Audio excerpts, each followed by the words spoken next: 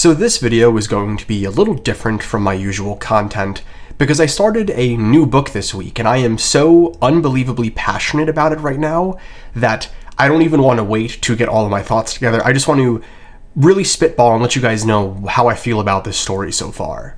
So this week I started A Knight of the Seven Kingdoms, which is the set of novellas that are going to be turned into the TV show probably sometime in the next 2 years whenever HBO decides to release it. And when I first bought this book a few months back, I was going to put it off because I figured I would finish the main Song of Ice and Fire series, and anything else would just be kind of additional, maybe something I didn't need to read, just something I would do in my spare time, and I could not be more wrong. A Knight of the Seven Kingdoms is unbelievably good, and it has been one of the most enjoyable reads I have had consuming George R. R. Martin's work and anything A Song of Ice and Fire related. So I just wanted to make a quick video, now that I'm 1/3 of the way through the entire book that I bought, and talk about the things that I really love about this book. And the first thing I want to talk about is just the character of Dunk. One of the main things that I loved the most about the A Song of Ice and Fire main series, and parts of Fire and Blood, is just being in the head of these very complex, morally gray, and sometimes flat-out villainous characters. It is super interesting to see a character go from someone that you once rooted for and once liked into someone that you can't stand and are actively rooting against. A great example of this is Tyrion Lannister. The arc that he goes on through the 5 books is incredibly interesting, but it's also incredibly dark, and that's part of what makes it so interesting. But it's not just Tyrion. I mean, you have great characters like Cersei, some of the earlier Jaime chapters are really dark, and just throughout A Song of Ice and Fire, you get a plethora of characters that are so complex and take so much out of you that you can't help but look at them and be like, wow, your arc is unbelievable, you are kind of a terrible person, but that makes me appreciate your arc and the writing even more. But I will say, by the end of A Dance with Dragons, with specifically Tyrion chapters and some other characters, it can be a little much. I don't want to say in a bad way, because George R. R. Martin's goal in writing many of the characters was to challenge the reader's morality, which he does very successfully, but it is so refreshing to not be reading and being in the head of a morally gray or terrible person like Tyrion compared to a character like Dunk.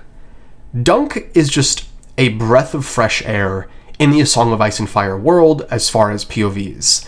He's this guy who isn't the brightest and isn't even the most talented amongst his other peers, but he is just this big guy who has a really kind heart, and that makes him so enjoyable as a character because everything he does, you just can't help but root for him.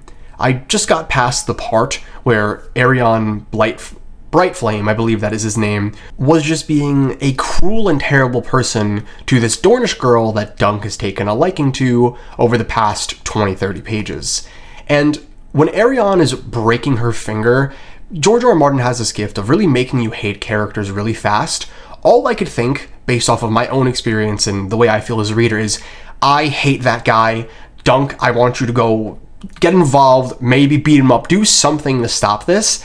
And just watching that happen, getting the emotional payoff of Dunk grabbing him by the shoulder, throwing him on the ground, and kicking him in the teeth, it just brought so much joy to my life to see someone in the A Song of Ice and Fire world actually get vibe checked by a good person, because that's not something you get a lot of in the main series because of the consequences that these characters very well are aware of. But because Dunk is just such a naturally good person who also isn't the most intelligent, he is more inclined to act without thinking, and these acts tend to be better actions.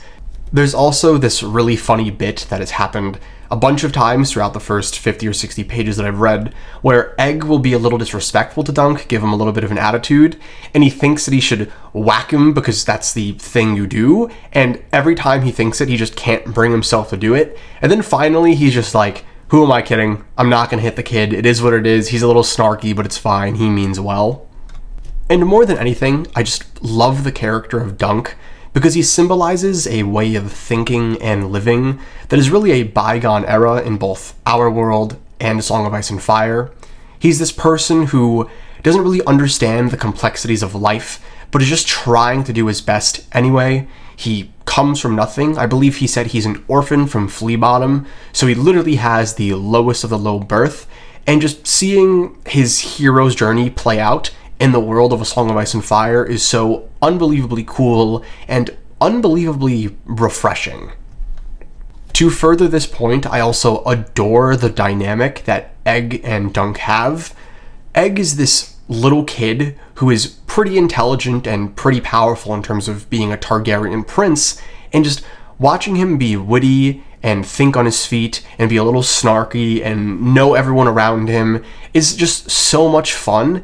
And there's just something about a big, tall, brutish guy walking around with a smaller and maybe more feeble in terms of physicality, but more intelligent kid that's just lightning in a bottle. The best way I can describe this feeling that I have is it's like if you took the Hound and Arya from Game of Thrones, which is some of the best stuff in the entire TV show, made it super fun and super wholesome, and just put it 100 years before the main series. That's how I feel about Dunk and Egg, and it is just so much fun.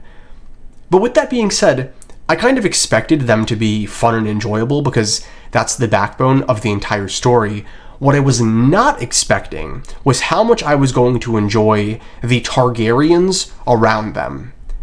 Now, I am not going to pretend like I know every Targaryen name and know all the lineage of all of the characters involved at this time period. I'm kind of getting a grasp on it, but even then, there's so many. But they are all so incredibly interesting. Baelor Breakspear, I believe that is his name, is one of the more level-headed, chill, and just overall cool Targaryens that I've ever seen on page and engaged with, and I like that there is some honor to him. There was this really great moment where he's talking to Dunk as he's locked away and says, "You know what? If I was you, I might have done the same thing because my brother is a terrible person." And I really like that. It showed a different side of the Targaryen house, but he's not the only Targaryen that is cool at this time period. I just met Maekar, who has a bit more of an edge to him than Baelor. He's really interesting. I'm excited to get more of him.